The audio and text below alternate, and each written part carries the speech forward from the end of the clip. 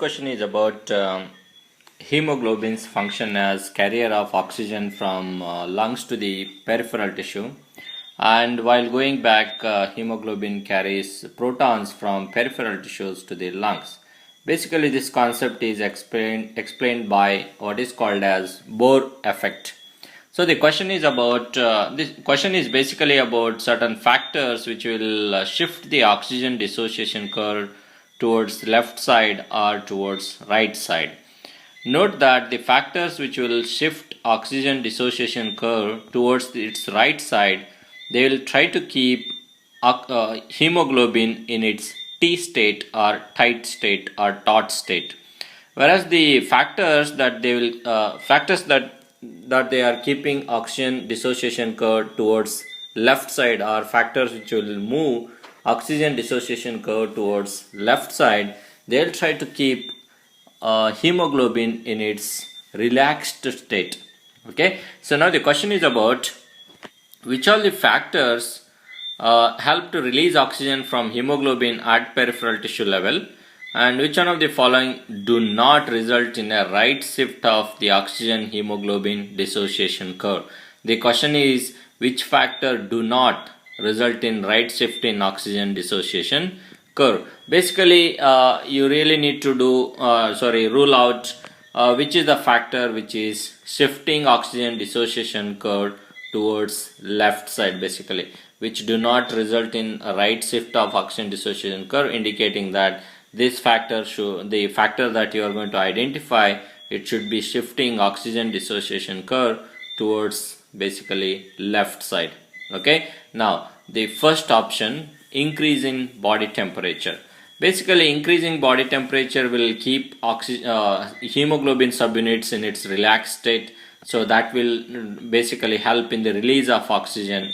And so anytime whenever there is increase in the body temperature, that's going to release the oxygen, so it's going to keep it in T state, so it means it's going to shift it towards right side.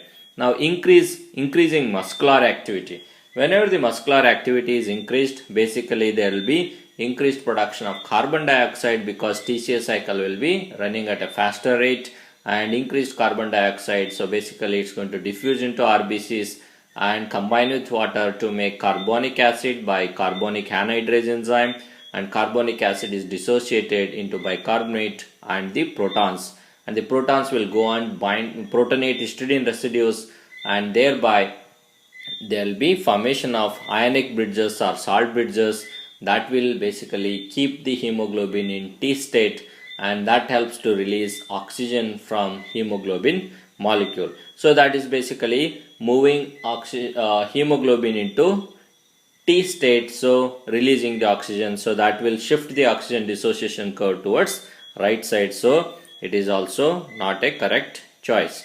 Now the third one, decreasing BPG or DPG. So BPG is 2,3-BPG, 2,3-bisphosphoglycerate.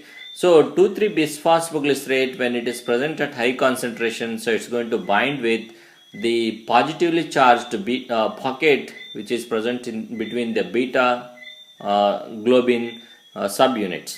Okay, by forming a salt bridges between this positively charged pocket, so basically BPG, when it is interacting with hemoglobin molecule, it's going to keep hemoglobin in its T state, again helping in the release of oxygen. So when its concentration is decreased, so its effect on hemoglobin will be decreased. That will basically move the oxygen dissociation curve towards left side, keeping hemoglobin in its relaxed state. So this particular choice seems to be correct answer at this point of time. Now going from sea level to a mountain peak, option D. So when person goes from sea level to the mountain peak, so at the mountain peak basically there will be decrease in partial pressure of oxygen. So to adapt to this particular situation, our body RBCs will try to increase 2,3-bisphosphoglycerate, and increase in 2,3-bisphosphoglycerate try to keep hemoglobin in its T state, thereby helping in the release of oxygen. That's why it's going to shift the oxygen dissociation curve right side, so it's not a correct choice. Now increasing carbon dioxide. As I explained before, increase in carbon dioxide is going to increase protons by forming carbonic acid, which is going to break down into proton and bicarbonate. So increase in carbon dioxide indicates increased protons. So that's why increased protons means it will try to keep the hemoglobin in T state. So shift the curve towards right side. So that's why this choice is not correct. Now increasing H plus concentration.